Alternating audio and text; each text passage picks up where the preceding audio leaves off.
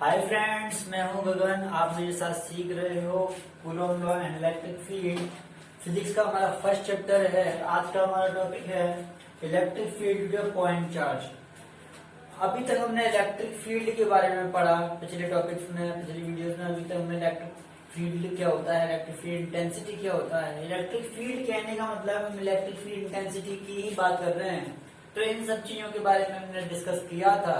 जिसको नहीं मालूम वो पिछली वीडियोस को देखे, जिससे कि उन्हें आने वाली वीडियोस को समझने में कोई प्रॉब्लम ना क्रिएट हो। ठीक है। तो एक और बात, जिसने अभी तक मेरे चैनल को सब्सक्राइब लाइक शेयर नहीं किया है तो वो सब्सक्राइब लाइक शेयर करे, जिससे कि आने वाली वीडियोस की नोटिफिकेशन उन्हें मिलती रहे। और हमेशा की तरह अगर कोई प्रॉब्लम आती है, कोई डाउट होता है मेरी वीडियो में, कोई जो मैं एक्सप्लेन कर रहा हूँ उसमें कुछ चीजें आपको समझ में नहीं आती हैं, तो पहले तो आप पॉज करके देखो वीडियोस को बार बार, जिससे कि कुछ चीजें ऐसी होती हैं जो छूट जाती हैं हमसे। लेकिन अगर फिर भी आपको समझ में नहीं आता है तो आप मुझे कमेंट सेक्शन में कमेंट कर सकते हो, और तो मैं आपको दोबारा से री एक्सप्लेन करने की मैं आपको कोशिश करूंगा। और जिस टॉपिक पे आपको वीडियोस चाहिए फिजिक्स में जिस टॉपिक पर वीडियो आपको पहले चाहिए उस टॉपिक को मुझे कमेंट कर दें। मैं उस टॉपिक पर वीडियो पहले आपको बना के दूंगा। और जी तो मेरी पहली प्रायोरिटी मेरी वही रहेगी, जो आपका जो नेसेसरी टॉपिक है उस पर प्रायोरिटी मेरी पहले रहेगी। लेकिन हम इस टॉपिक को तो चलते ही रहेंगे, ये वाला टॉपिक तो चलता ही रहेगा हमारा। ठीक है, इसको तो हम रेगुलर चलाएंगे।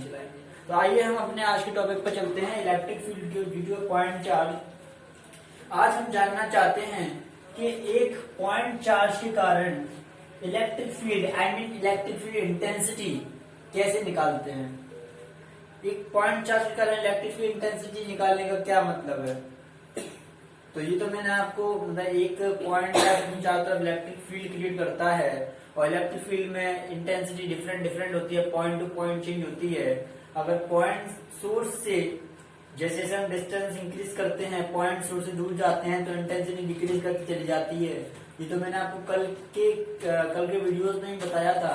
लेकिन आज की वीडियो में हम बात करेंगे कि अगर एक पॉइंट सोर्स चार्ज से मैं आर डिस्टेंस पर खड़ा हूं, तो उस आर डिस्टेंस पर जिस पॉइंट पर मैं खड़ा हूं उस पॉइंट पर इंटेंसिटी कितनी होगी, उस टॉपिक पर हम बात करने वाले हैं। तो देखिए चले। तो देखो हमारे पास एक पॉइंट चार्ज है, सपोज करो सोर्स पॉइंट चार्ज। ये हमारा क्यू है। अभी पॉजिटिव नेगेटिव कैसा भी हो सकता है, ये आपको ध्यान रखना है। अब ये हमारा पॉइंट चार्ज है, सोर्स चार्ज है हमारा। ये इलेक्ट्रिक फील्ड को क्रिएट करेगा, इलेक्ट्रिक फील्ड को। अब हम इलेक्ट्रिक फील्ड दिखाएंगे नहीं, क्योंकि अब आप हालांकि आप सीख चुके होंगे कि इलेक्ट्रिक फील्ड कैसे रिप्रेजेंट करना है, क्या होता है। ये सब मैंने एक्सप्लेन कर दिया पिछली वीडियो में। जिसको नहीं मालूम वो देखिए पहले वाली वीडियोस। और ठीक है, तो इलेक्ट्रिक फील्ड तो मैंने एक्सप्लेन कर ही दिया है, इलेक्ट्रिक फील्ड कैसे ड्रॉ करते हैं। तो आज के केस में हम सिर्फ इतना ध्यान देंगे कि अगर इस सोर्स चार्ज ने इलेक्ट्रिक फील्ड क्रिएट किया है, तो अगर उस इलेक्ट्रिक फील्ड में मैं किसी पॉइंट पर खड़ा हूँ, किसी पॉइंट पर मैं इलेक्ट्रिक फील्ड में खड़ा हूँ, सपोज करो यहाँ खड़ा हूँ मैं इलेक्ट्रिक फील्ड में, इस पॉइंट पर खड़ा हूँ मैं, इस पॉइंट का नाम है मेरा P। इस पॉइंट पर मैं खड़ा हूँ, इस पॉइंट का नाम है मेरा P। इस P पॉइंट पर इलेक्ट्रिक फील्ड इंटेंसिटी कितनी होगी ये मुझे पता करना है। और ये P पॉइंट इस सोर्स चार्ज से R डिस्टेंस पर लाई करता है। ये P पॉइंट जो है वो सोर्स चार्ज से R डिस्टेंस पर लाई करता है, R डिस्टेंस। ठीक है, ये सोर्स चार्ज है, इससे R डिस्टेंस पर ये P पॉइंट लाई करता है। इस P पॉइंट पर इंटेंसिटी कितनी होगी इलेक्ट्रिक फील्ड की, जो उस इलेक्ट्रिक फील्ड की इंटेंसिटी जो इसने बनाया है सोर्स चार्ज में, वो हम कैलकुलेट करना चाहते हैं। तो इट्स वेरी सिंपल, ज्यादा कोई टिपिकल नहीं है। आपको बस पहले वाला फॉर्मूला ध्यान रखना है। पहले वाला फॉर्मूला में क्या पढ़ा था, कल की वीडियो में कुछ फॉर्मूले पढ़े थे। तो कल एक ही फॉर्मूला हमने ड्राइव किया था कि E बराबर होता है F/Q। ये वाला फॉर्मूला ध्यान रखते हुए आपको ये आगे का डेरिवेशन आपको करना है, ये आपको ध्यान रखना है। ठीक है, ये वाला फॉर्मूला याद रखना है, और बाकी सब तो सिंपल ही है सब कुछ। तो देखो अगर ये बोर्ड एग्जाम में अगर आता भी है तो आप लिखोगे कैसे इसको, तो इट्स वेरी सिंपल। आप एक डायग्राम बनाओगे, तो डायग्राम में आपको जो डायग्राम में छपा होता है वही आप साइड में लिख दोगे, और इससे ज्यादा कुछ नहीं लिखना है। ठीक है, तो आप क्या करोगे, डायग्राम में क्या है, एक सोर्स चार्ज हमने कंसिडर किया है, तो लेट अ सोर्स चार्ज, पहले डायग्राम का डिस्क्रिप्शन देते हैं साइड में, तभी हम आगे कैलकुलेशन स्टार्ट करते हैं, डेरिवेशन स्टार्ट करते हैं। थोड़ा बहुत तो डिस्क्रिप्शन देना जरूरी होता है।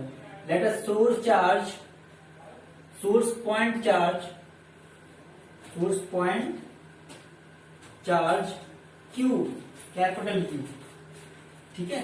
हमने एक source point charge capital Q consider कर लिया है, and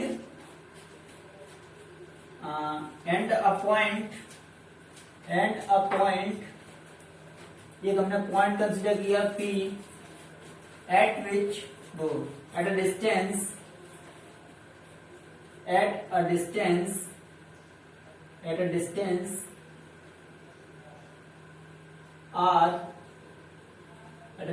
R from the source charge। पता नहीं गलती क्यों हो रही है, from the source charge, ठीक है। हमने एक P पॉइंट कंसिडर कर लिया जो कि सोर्स चार्ज से R डिस्टेंस पर लाई करता है, ठीक है। ये हमने ऐसा लिख दिया और कुछ नहीं करना। अब आपको करना क्या है वो लिख दो, हमने डायग्राम का डिस्क्रिप्शन दे दिया। अब हम करने क्या जा रहे हैं, तो we have to calculate electric field intensity at point P, तो वो भी लिख दो थोड़ा सा। We have to calculate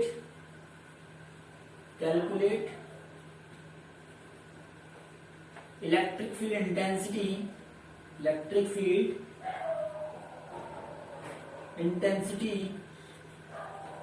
eight point P point पर मुझे इलेक्ट्रिक फील्ड इंटेंसिटी पता करनी है, वो मैंने लिख दिया। अब इलेक्ट्रिक फील्ड इंटेंसिटी मुझे पता करनी है, और जब मैंने आपको इलेक्ट्रिक फील्ड का टॉपिक समझाया था पिछली वीडियो में, यानी पार्ट 8 में आपको इलेक्ट्रिक फील्ड का टॉपिक समझाया था, तो पार्ट 8 में मैंने आपको ये बताया था कि इलेक्ट्रिक फील्ड इंटेंसिटी कैसे मैंने डिफाइन की थी, ये कॉन्सेप्ट कैसे बनाया था।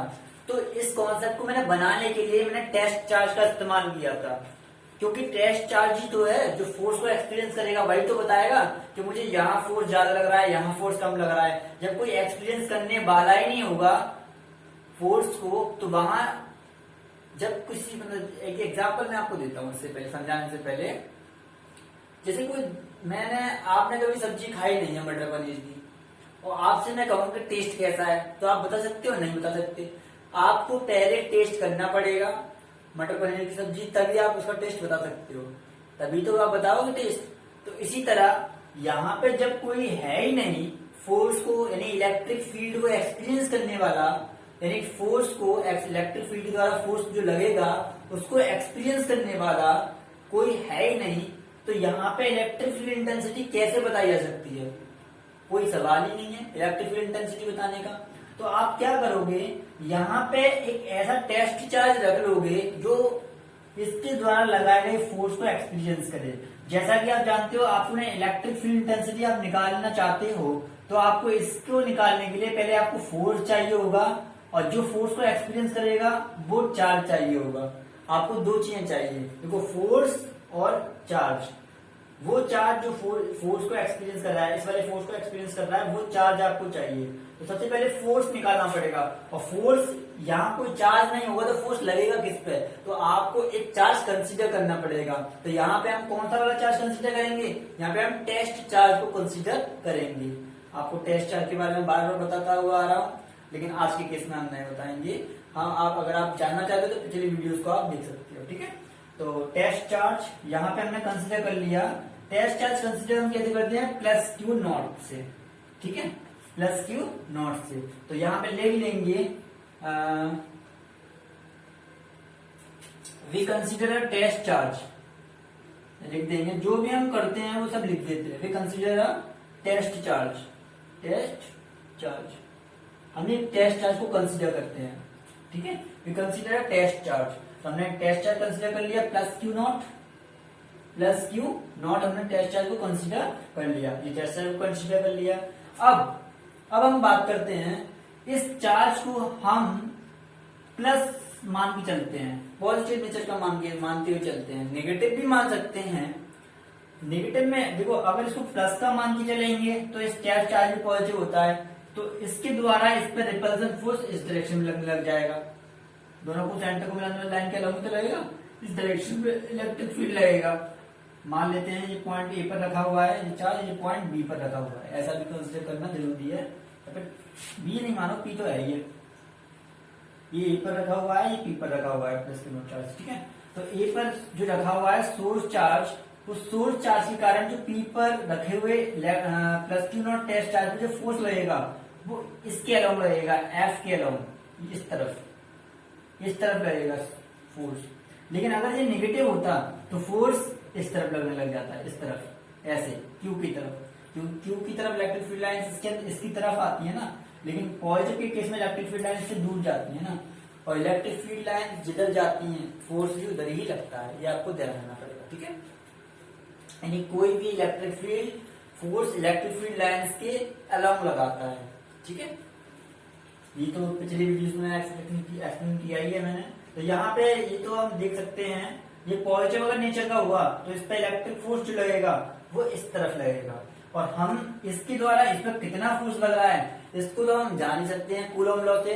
तो अकॉर्डिंग टू कूलम लॉ तो लिखेंगे यहाँ पे, हम फोर्स पता करना है ना, तो जो चीज आपको पता करनी है पहले उसका फॉर्मूला लिख लिया करो, फिर उसके फॉर्मूले में क्या क्या आ रहा है वो लिख लिया करो, वो पहले निकाला करो, फिर डेरिवेशन भी अपने आप हो जाता है।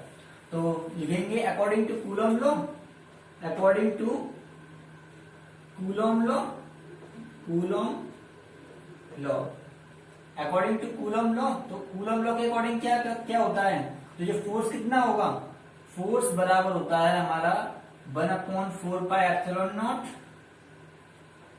और Q into Q not upon distance का स्क्वायर यानी आर स्क्वायर, ये कूलम लॉ होता है, ठीक है।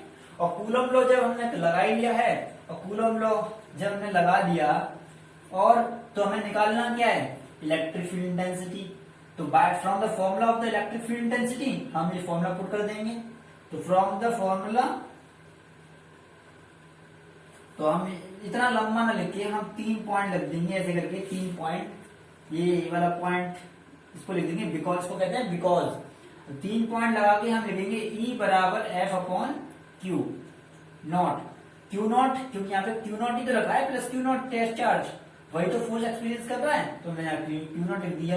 और कितना फोर्स लग रहा है इस क्यू नॉट चार्ज पर वो एफ ऊपर लिख दिया हमने, और इसका इन दोनों का जो रेशियो आएगा वो इलेक्ट्रिक फील्ड इंटेंसिटी के बराबर होगा, ये तो होता है। तो हम क्या करेंगे, इस फोर्स को इसमें रख देंगे, इस फोर्स की जो वैल्यू है ये वाली वो इस वाले फॉर्मूले में रख देंगे। तो हमारा क्या हो जाएगा, E बराबर 1/4πε0, ठीक है, क्यू नॉट अपॉन में आर स्क्वायर अपॉन में क्यू नॉट। अब क्यू नॉट से क्यू नॉट कैंसिल हो गया। तो हमारा जब इसको, या फिर अगर आपको नहीं समझ में आया है तो देखो ये तो नीचे तक आ जाएगा, और जब ये नीचे आएगा तो ये ऊपर और ये नीचे, ये तो नीचे ही रहेगा, ये और ये कैंसिल हो जाएंगे। तो हमारा क्या फॉर्मूला बन गया, E बराबर आ गया हमारा formula 1/4πε0 Q upon R square. ये हमारा क्यू नॉट तो कैंसिल ही हो गया था, तो Q अपॉन आर स्क्वायर। तो ये आपको ध्यान रखना है फॉर्मूला। इलेक्ट्रिक फील्ड इंटेंसिटी का एक पॉइंट के कारण आर डिस्टेंस पर इलेक्ट्रिक फील्ड इंटेंसिटी कितनी होती है ये पता चलता है इस फॉर्मूले से, ये आपको ध्यान रखना है। इलेक्ट्रिक फील्ड इंटेंसिटी का ये फॉर्मूला है, ये आपको ध्यान रखना है, ठीक है। तो ये ऐसे आपको ध्यान रखना पड़ेगा इलेक्ट्रिक फील्ड इंटेंसिटी का फॉर्मूला। तो E बराबर 1/4πε0 Q अपॉन आर स्क्वायर। अच्छा, आपने ये फॉर्मूला तो ड्राइव कर लिया, देखो अगर बोर्ड एग्जाम में अगर आए ये फॉर्मूला तो आपको कोई आई होप कोई प्रॉब्लम नहीं क्रिएट होनी चाहिए, क्योंकि इट्स वेरी सिंपल, ज्यादा कोई कुछ भी नहीं है इसमें, कोई ज्यादा वो नहीं है तूफान वगैरह हो जिससे ये मतलब कंफ्यूजन क्रिएट करे, तो बहुत आसान है। लेकिन ये आपको आना चाहिए डेरिवेशन करना, आने वाले डेरिवेशन ये मैं हेल्प करेगा ये वाला डेरिवेशन, ठीक है। तो ये आपको E बराबर 1/4πε0 Q upon R square formula आ गया। अब इसको फॉर्मूले को रीड करो। देखो फिजिक्स में अगर आप फिजिक्स पढ़ लेते हो और फॉर्मूले आपको रीड करना भी आना चाहिए। देखो E बराबर 1/4πε0 Q अपॉन आर स्क्वायर होता है। अब देखो ये चीज कांस्टेंट है, यहाँ पे ये चीज कांस्टेंट है कि नहीं। मैंने आपको कूलम लॉ में बता दिया था, इसकी वैल्यू कितनी होती है, इसकी वैल्यू होती है हमारी कितनी 9 × 10⁹ न्यूटन मीटर स्क्वायर पर कूलम स्क्वायर। ये तो वैल्यू होती है इसकी वैल्यू होती है ना 9 × 10⁹। ठीक है, आप ऐसे निकाल सकते हो ना। इसकी जो वैल्यू होती है, हम फोर्स का फॉर्मूला जानते ही हैं। फोर्स बराबर क्या होता है, /4πε0 Q1 Q2 अपॉन में R इसको, ये फोर्स का फॉर्मूला होता है। ठीक है, ये 4πε0 सही से लिख लो, ये फोर्स का फॉर्मूला होता है। इसकी वैल्यू हमने बताई थी आपको कि 1/4πε0 की जो वैल्यू होती है वो 9 × 10⁹ होती है और न्यूटन मीटर स्क्वायर पर कूलम स्क्वायर होती है। ये आपको ध्यान रखना है, ये सब चीजें आपको मालूम होनी चाहिए। कांस्टेंट किस कांस्टेंट की वैल्यू कितनी होती है। ठीक है, जब भी आप न्यूमेरिकल्स सॉल्व कर पाओगे। तो ये तो आपका हो गया। अब देखो इसमें ये वाली चीज तो कांस्टेंट है, इलेक्ट्रिक फील्ड के फॉर्मूले में ये वाली चीज कांस्टेंट है। अब बचा क्या हमारे पास Q और R। देखो ये बदलेगा, अगर आप इलेक्ट्रिक फील्ड इंटेंसिटी P पर कैसे चेंज हो सकती है।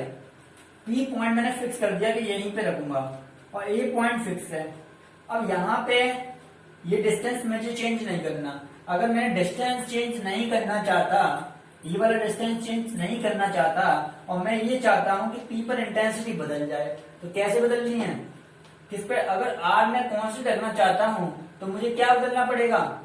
देखो ये कांस्टेंट, अगर मैं चाहता हूं कि इतनी ही डिस्टेंस पर इलेक्ट्रिक फील्ड इंटेंसिटी बदल जाए और डिस्टेंस ना बदले, तो डिस्टेंस मतलब कांस्टेंट रखना चाहता हूं मैं, तो R की वैल्यू फिक्स रह जाएगी और ये तो फिक्स है ये पहले से, तो बदलेगा क्या Q, यानी E डायरेक्टली प्रोपोर्शनल हो जाएगा Q के।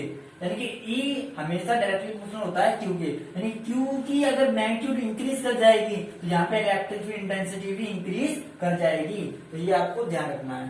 पहले आप है ना इसको लिख लीजिए या स्क्रीनशॉट ले लीजिए। सब मैं रफ कर दूं इसको, मैं इसको रफ करना चाहता हूँ क्योंकि आगे एक्सप्लेन करना है तो जरूरत पड़ेगी, स्पेस कम है हमारे पास। स्क्रीनशॉट ले लो, मैं साइड हो जाता हूँ। ठीक है, अगर आपने स्क्रीनशॉट ले लिया तो मैं इसको रफ कर देता हूँ। हमारे पास स्पेस की कमी है, या फिर कॉपी पेन लेके आप नोट भी किया करो साथ साथ में, जिससे कि जब बोर्ड एग्जाम की टाइमिंग आए तो आपको प्रॉब्लम क्रिएट ना हो। इस फॉर्मूले को हम रीड कर रहे हैं तो देखो कंक्लूजन क्या निकल रहे हैं इस फॉर्मूले से। तो दो कंक्लूजन से निकलते हैं। इफ अगर मैं इंटेंसिटी एट पॉइंट पर चेंज करना चाहता हूं, एट डिस्टेंस को फिक्स रखते हुए, R को कांस्टेंट रखते हुए, अगर R को मैं कांस्टेंट रखते हुए या P पॉइंट पर इंटेंसिटी चेंज करना चाहता हूं, तो मेरा ये कांस्टेंट, तब मेरा रिलेशन बनेगा E is directly proportional to R। तो E is directly proportional to Q, sorry, ये मेरा रिलेशन बन जाएगा। अगर मैंने R कांस्टेंट कर दिया तो E is directly proportional to Q, यानी कि अगर डिस्टेंस मुझे नहीं बदलनी, इस पॉइंट पर इंटेंसिटी बदल जाए, मैं ऐसा चाहता हूं, तो Q का मैग्नीट्यूड इंक्रीज या डिक्रीज कर दो, तो यहाँ पे चेंजेस आते जाएंगे इंटेंसिटी में। अगर आप यहाँ इंटेंसिटी ज्यादा चाहते हो तो Q का मैग्नीट्यूड इंक्रीज करवा दो। अगर यहाँ पे इलेक्ट्रिक इंटेंसिटी कम चाहते हो तो Q का मैग्नीट्यूड डिक्रीज करवा दो, तो यहाँ पे इंटेंसिटी डिक्रीज कर जाएगी। तो यही आपको यहाँ से मिल ही रहा है कि अगर Q बढ़ेगा तो E बढ़ जाएगा, Q घटेगा तो E भी घट जाएगा, यानी कि E is directly proportional to Q। तो ये आपको ध्यान रखना है। ठीक है, तो ये तो आप कर ही सकते हो। अब आगे चलते हैं।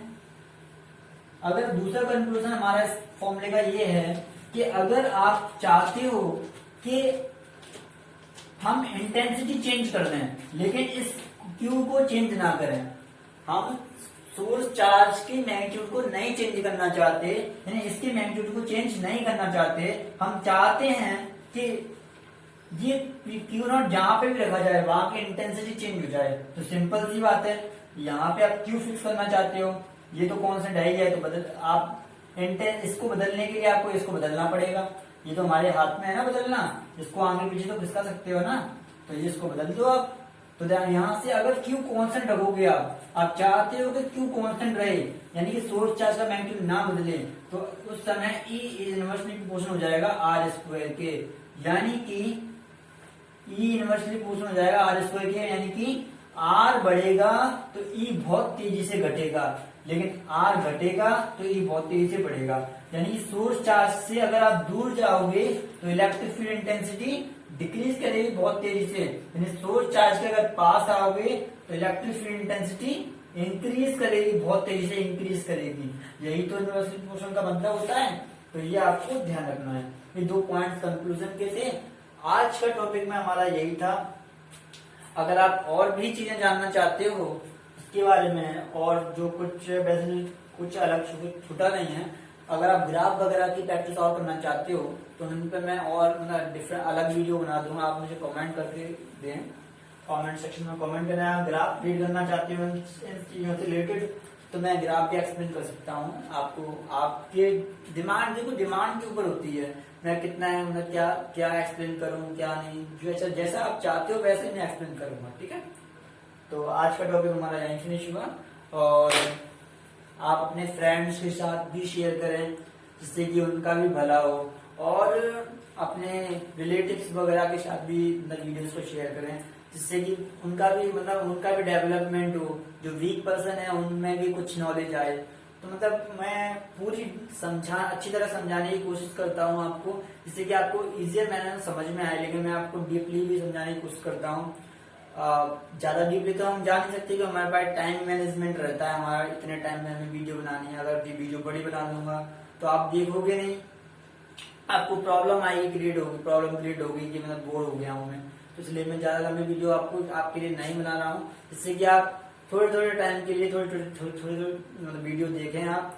ज्यादा लंबी वीडियो इसलिए नहीं बना रहा मैं। और thank you very much, best of luck all of you. ठीक है।